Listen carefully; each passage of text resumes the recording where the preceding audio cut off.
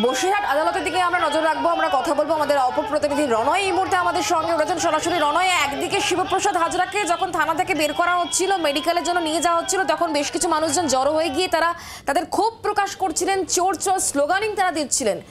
খানিকক্ষণের মধ্যে তাকে আদালতে নিয়ে আসা হচ্ছে। ঠিক কি ছবি আদালত চত্বরে?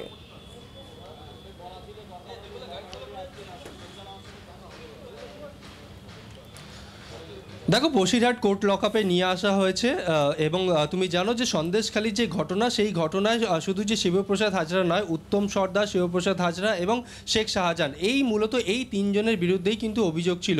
উত্তম সর্দারকে আগে গ্রেপ্তার করেছে সন্দেশখালী থানার পুলিশ এবং শিবপ্রসাদ হাজরার বিরুদ্ধে বারবার অভিযোগ করছিলেন গ্রামবাসীরা কেন তাকে গ্রেপ্তার করা হচ্ছে না, এবং বিরোধীরাও কিন্তু সোচ্চার হয়েছিলেন এই বিষয়ে। পরবর্তীকালে দেখা যায় গতকাল যখন বসিরহাট জেলা পুলিশের তরফে যখন প্রেস কনফারেন্স করা হয়, তার কিছুক্ষণ পরেই রাত্রিবেলা কিন্তু দেখানো হয় যে গ্রেপ্তার করা হয়েছে এই শিবপ্রসাদ হাজরাকে।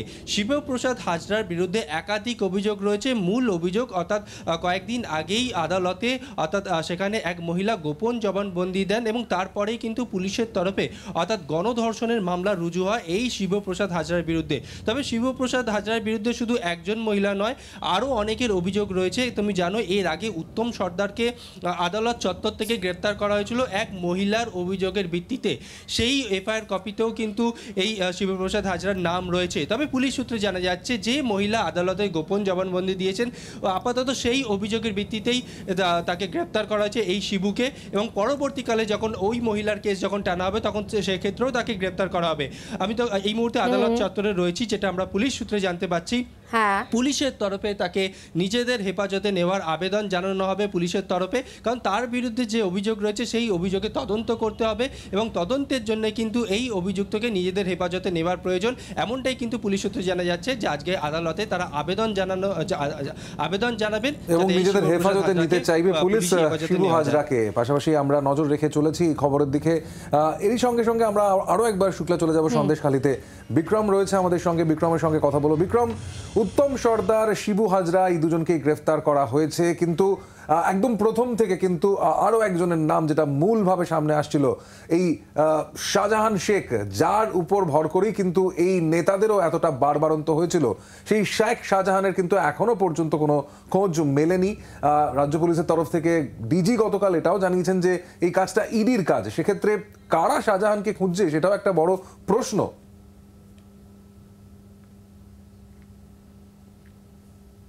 দেখো, তোমাকে যেটা জানাবো যে এই শিবু হাজরা এবং উত্তম সর্দার এরা কারা?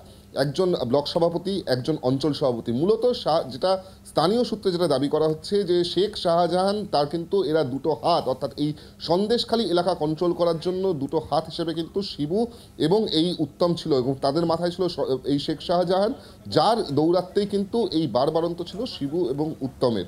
তোমাকে জানিয়ে রাখবো যে শেখ শাহজাহানের বিরুদ্ধে এই নারী নির্যাতনের ক্ষেত্রে এখনো পর্যন্ত নির্দিষ্টভাবে কোনো অভিযোগ বা এফআইআর পুলিশের কাছে নেই। মূলত শেখ শাহজাহানকে এনফোর্সমেন্ট ডিরেক্টরেটের তরফ থেকে তারা যখন তার বাড়িতে হানা দেয়, সেখানে এনফোর্সমেন্ট ডিরেক্টরেট তাদেরকে মারধর করা হয়, খুনের চেষ্টা করা হয়। সেখানে নির্দিষ্টভাবে রাজ্য পুলিশের কাছে কিন্তু অভিযোগ জানিয়েছিল ইডি আধিকারিকরা, যদিও সেই অভিযোগের ভিত্তিতে যে মামলাটি হয়েছে সেই মামলাটিও কিন্তু এই মুহূর্তে হাইকোর্টে ডিভিশন বেঞ্চে পেন্ডিং রয়েছে। কেন পেন্ডিং রয়েছে? কারণ হাইকোর্টের তরফ থেকে এই ঘটনায় একটা স্পেশাল ইনভেস্টিগেশন টিম করে দেওয়া হয়েছিল, যেখানে রাজ্য পুলিশেরও এক আধিকারিককে রাখা হয়েছিল, অপরদিকে সিবিআই এক আধিকারিককেও রাখা হয়েছিল। কিন্তু এই এনফোর্সমেন্ট ডিরেক্টরেট সেই রায়ের বিরুদ্ধে গিয়ে তারা কিন্তু আপার কোর্টে গিয়েছেন। সেখানেই তোমাকে জানিয়ে রাখবো যে এই মুহূর্তে দাঁড়িয়ে একদিকে যেরকম রাজ্য পুলিশের কাছে শেখ শাহজাহানের বিরুদ্ধে নির্দিষ্টভাবে নারী নির্যাতনের কোনো এফআইআর নেই, অপরদিকে যে মামলাটি ইডির মামলা সেই মামলাটাও কিন্তু এই মুহূর্তে কোর্টে পেন্ডিং রয়েছে। অর্থাৎ শেখ শাহজাহানকে এই মুহূর্তে কে খুঁজছে সেটাই কিন্তু সবথেকে বড় প্রশ্ন। বাংলার আওয়াজ, বাঙালির আবেগ, জি 24 ঘন্টা।